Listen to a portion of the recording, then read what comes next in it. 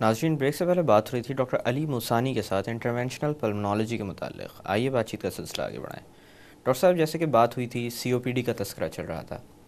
سی او P D کے بعد جس مرض کے بارے میں بات کرنا چاہوں گا وہ کینسر ہے جو کہ مردوں میں سب سے زیادہ دیکھنے میں آتا ہے اور جس کا گہرا تعلق اسموکنگ سے ہے، یعنی لنگ کینسر.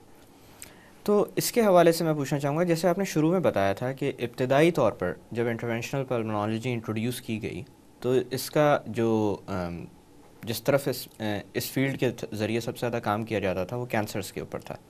کس طرح کی چیزیں ممکن ہو سکیں جو پہلے ناممکن تھیں؟ Very interesting question. Interventional pulmonology جب ہم نے شروع کی تھی، جیسے میں نے ذکر کیا پہلے کہ ہم صرف پھیپھڑوں کی نالیاں کھولتے تھے لیزر سے اور دوسری جگہوں سے، لیکن پچھلے 6-7 سال میں اتنی زبردست ٹیکنالوجیز ڈسکور ہوئی ہیں کہ اب ہم وہ دوبارہ وہی کام جو ہم پہلے بڑی بڑی سرجریز کر کے کرتے تھے، اب ہم وہ کیمرے کے تھرو لنگس کی نالیوں میں جا کے کر سکتے ہیں. اس کی ایک ایگزامپل ہے، اس کو کہتے ہیں اینڈو برونکیل الٹرا ساؤنڈ.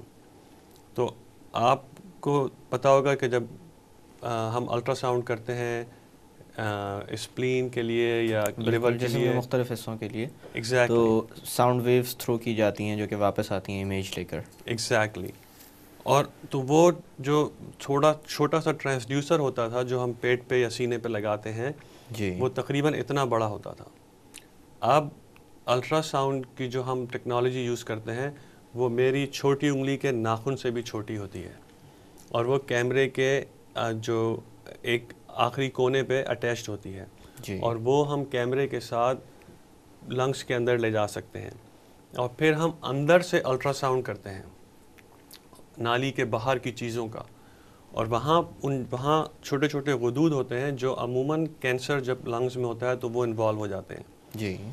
اور اگر ہم ان کو پراپرلی بایاپسی کر لیں اور ان کا سیمپل لے لیں اس ٹیشو کا، تو نہ صرف یہ کہ ہم لنگ کینسر جو لنگز میں اس کو ڈائگنوز کر لیتے ہیں، بلکہ ہم اس ڈیزیز کا اسٹیج بھی معلوم کر لیتے ہیں کہ وہ کس اسٹیج پہ ہے. لنگ کینسر کے 4 اسٹیجز ہوتے ہیں. شروع کے 2 عموماً، اور تیسرا اسٹیج 3 بھی جو ہے اس کے کچھ لوگ ان کی سرجری کر کے کینسر کو ان کی باڈی سے نکالا جا سکتا ہے اور اس کو کیور کنسیڈر کیا جاتا ہے. 3rd اسٹیج کا جو آخری پارٹ ہے وہ، اور 4تھا اسٹیج، وہ پیشنٹس کو ایکسٹینسو کینسر سمجھا جاتا ہے، اور ان کا ٹریٹمنٹ صرف دوائیوں سے، سرجری نہیں ہوتا. ایگزیکٹلی. دوائیوں سے اور ریڈیشن سے ہوتا ہے، ریڈیو تھراپی کی ضرورت پڑتی ہے. ایگزیکٹلی. تو عموماً اس کے لیے مختلف پروسیجرز کرنے پڑتے تھے، پہلے ڈائگنوسس کرنے کے لیے اور پھر اسٹیجنگ کرنے کے لیے. اور عموماً یہ دونوں پروسیجرز سرجیکل پروسیجرز ہوتے تھے، جس کے لیے پیشنٹس کو ہسپتال میں ایڈمٹ ہونا پڑتا تھا، اینستھیزیا سے گزرنا پڑتا تھا، مشین کے تھرو ان کو بریدنگ کرنی پڑتی تھی، وینٹیلیٹر کے تھرو، اور پھر ان کا جسم مختلف جگہوں سے کاٹ کر سیمپلز لے کر ڈائگنوسس اسٹیجنگ ہوتی تھی. اور اس میں کئی دن لگتے تھے اور بہت بہت خرچہ ہوتا تھا. اب یہی کام ہم اس کیمرے کے تھرو، جس کے آگے الٹرا ساؤنڈ لگا ہے، ایک آؤٹ پیشنٹ پروسیجر کے تھرو کر سکتے ہیں. یعنی کہ پیشنٹ صبح آ کے دوپہر کو گھر چلا جاتا ہے، کوئی سرجری نہیں ہوتی، کوئی جنرل اینستھیزیا دینے کی ضرورت نہیں پڑتی، اور کوئی ٹانکے نہیں آتے اور ٹیوبیں نہیں لگتی. اور پیشنٹ یہ سارا کام کروا کر عموماً اٹھنے سے پہلے، پروسیجر ختم ہو کے جاگنے سے پہلے، اس کا ڈائگنوسس اور اسٹیج بن چکا ہوتا ہے اور وہ چلا جاتا ہے. ہم نے کل یہ پروسیجر پہلی دفعہ JPMC میں جن ہسپتال میں کیا، اور سب لوگوں کے سامنے، اور پیشنٹ اٹھا جو جاگا اس سے پہلے ہمیں اس کا ڈائگنوسس معلوم تھا. تو یہ ایک ریولوشن ہے اس فیلڈ کا. یہ نہ صرف پیشنٹس کے لیے بہت اچھا ہے کہ ان کو ساری سرجریز اور تکلیفوں سے نہیں گزرنا پڑتا، بلکہ یہ قوم کے لیے بھی بڑا اچھا ہوتا ہے کہ اس میں خرچہ بہت کم ہوتا ہے، اور وہی پیسے ہم ان کے علاج کے لیے استعمال کر سکتے ہیں. تو یہ ایک بہت بڑا ریولوشن ہے انٹرونشنل پلمونالوجی کا، ڈائگنوسس اور اسٹیجنگ میں. اسی طرح نئی ٹیکنالوجیز ڈیولپ ہوئی ہیں جو چھوٹے چھوٹے جو اس کو ہم پلمونری ناڈولز بولتے ہیں، جو ہلکے سے اندر ڈینس شیڈوز سے بن جاتے ہیں. ایگزیکٹلی. جو لنگز میں ملتے ہیں لوگوں کی، جہاں جو ایکچولی شروعات ہوتی ہے کینسر کی جی. اور وہ ہلکے ہلکے گرو کر کے پھر بڑا ٹیومر بنتا ہے. اب ہمارے پاس ایسی ٹیکنالوجیز ہیں کہ ہم ان کو اس بہت ہی ارلی سٹیج میں جب وہ 1 سینٹی میٹر یا اس سے بھی اس کے قریب چھوٹے ہوتے ہیں ہم نیویگیشن ٹیکنالوجی استعمال کر کر ان کی بایاپسی کر سکتے ہیں اس ارلی سٹیج میں. نیویگیشن ٹیکنالوجی جو ہم اب یوز کر رہے ہیں وہ تقریباً ایسی ہی ہوتی ہے جیسے گاڑیوں میں نیویگیشن سسٹم ہوتا ہے جس میں آپ ایڈریس ڈال دیتے ہیں اور وہ آپ کو بتاتا ہے کہ آپ سیدھے ہاتھ پر مڑیے اور پھر الٹے ہاتھ پہ مڑیے. جی. یہی ٹیکنالوجی اب ہم لنگس کے اندر استعمال کرتے ہیں اور اس چھوٹے سے ناجل پہ جا کے اس کی بایاپسی کرتے ہیں اور دوبارہ پیشنٹ عموماً اس کے جاگنے سے پہلے ہمارے پاس ڈائگنوسس ہوتا ہے. اور یہ ٹیکنالوجی یعنی آپ کینسر کو اس وقت بھی پکڑ سکتے ہیں جب وہ پراپرلی شروع نہیں ہوا ہوتا. ایگزیکٹلی اس کے ارلی اسٹیج 1 میں بھی یا اس سے بھی پہلے اسٹیج میں ہوتا ہے اور اس کا فائدہ یہ ہوتا ہے کہ پھر ہم اس کو ڈیٹیکٹ کر کر اس کا علاج کر سکتے ہیں. سرجری چھوٹی سی ایک سرجری کر کے اس کو نکال سکتے ہیں اور اس اسٹیج پہ اگر اس کو نکال لیا جائے تو اس کے بعد نہ کیمو تھراپی کی ضرورت پڑتی ہے نہ ریڈیشن تھراپی کی ضرورت پڑتی ہے اور پیشنٹس جو ہیں وہ کیور ہو جاتی ہے ان کی. اور پیشنٹس کا جو سروائیول ریٹ ہے وہ ایکسٹریملی ہائی ہوتا ہے. اس اسٹیج میں اگر سکسیزفلی سرجری کر لیں تو 90% سے زیادہ لوگ جو ہیں وہ 10 سال سے زیادہ زندہ رہتے ہیں بنسبت ان کے جن کا اسٹیج 3 یا 4 کینسر ہو ان کو تمام علاج بھی دیا جائے تو اس کے بعد بھی وہ ان کا بچنا مشکل ہوتا ہے. ایگزیکٹلی 10 یا 15% لوگ جو ہیں وہ 5 سال زندہ رہتے ہیں. اچھا ڈاکٹر صاحب یہ تو بات ہوئی لنگ کینسر کی لیکن لنگ کینسر کی ایک اور بہت بڑی وجہ یہ بھی ہے کہ مختلف جگہوں پہ جسم کے مختلف حصوں میں جو کینسرز ہوتے ہیں وہ جب پھیلتے ہیں پورے جسم میں تو وہ بھی سینے میں آ جاتے ہیں اور دیکھا جائے تو ان پیشنٹس کی بڑی ایک میزریبل کنڈیشن ہوتی ہے کیونکہ ہم جانتے ہیں کہ ایک دفعہ جب کینسر جسم میں پھیلنا شروع ہو جاتا ہے تو پھر امیدیں اتنی زیادہ باقی نہیں رہتی. ان کی مناسبت سے میں آپ سے پوچھنا چاہوں گا کہ ایسے لوگوں میں لنگس کے اندر جب میٹاسٹاسس ہوتا ہے یا سیکنڈری میٹس نظر آتے ہیں ہمیں اور وہاں پر کینسر کی ابتدا ہو چکی ہوتی ہے جو کہ بڑھ بھی رہا ہوتا ہے اور جس معاملے میں ہم اتنا زیادہ کچھ کر نہیں سکتے تو یہ کینسر کبھی کبھی بڑھتے بڑھتے سانس کی نالی کو دبانا شروع کر دیتے ہیں یا ایک پھیپھڑے کے کسی خاص حصے کو دبانا شروع کر دیتے ہیں جس کی وجہ سے مریضوں کی زندگی ایک بہت بڑی دشواری کا شکار ہو جاتی ہے. ایسے مریضوں میں کچھ کیا جاتا ہے کہ ان کی زندگی کو کم از کم جتنی باقی ہے بہتر تو بنایا جا سکے؟ Excellent question. اس کے لیے ہمارے پاس مختلف ٹیکنالوجیز ہیں انٹرونشنل پلمونالوجی میں.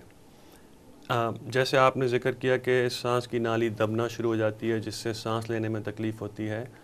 اس میں عموماً ایک اور بہت بڑی کمپلیکیشن یہ ہوتی ہے کہ جو حصہ دب گیا ہوتا ہے اس کے پیچھے جو حصہ ہوتا ہے جس میں ہوا جا نہیں سکتی اور سیکریشنز نکل نہیں سکتی وہاں نمونیا ڈیولپ ہوتا ہے اور دوسری کمپلیکیشنز ہوتی ہیں.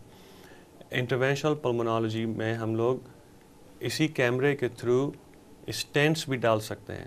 چھوٹے چھوٹے سے میٹیلک وائرز کے اسٹینٹس اور پلاسٹک کے اسٹینٹ ڈال کر ٹیوبوں کو کھولا جا سکتا ہے اور وہ ایک دفعہ وہ بڑے اسٹرانگ ہوتے ہیں تو وہ جب ایئر ویز کو کھولتی ہیں تو ٹیومر کا جو پریشر پڑ رہا ہوتا ہے سائڈ سے وہ پھر دبا کے بند نہیں کر سکتا اس کو.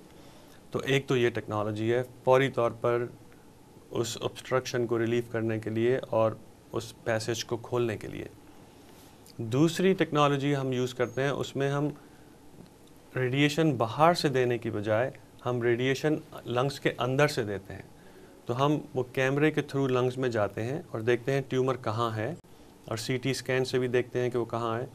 پھر وہاں ایک چھوٹا سا وائر گزارتے ہیں وہاں سے اور وائر کو وہاں رکھ کر کیمرہ نکال لیتے ہیں اور پھر پیشنٹ کو وہ وائر جو ہے وہ پیشنٹ کی ناک سے نکل کے ایک ریڈیشن کی سورس میں اٹیچ کیا جاتا ہے اور اس کے تھرو ریڈیشن جو ہے وہ لنگس کے اندر سے اس سانس کی نالی کے اندر سے جو ٹیومر باہر ہے اس کو دیتے ہیں اور وہ بڑی اسٹرانگ ریڈیشن ہوتی ہے کیونکہ ہمیں پتہ ہوتا ہے کہ بیچ میں کوئی امپورٹنٹ آرگن نہیں ہے, ہم کسی اور چیز کو ڈیمیج نہیں کریں گے.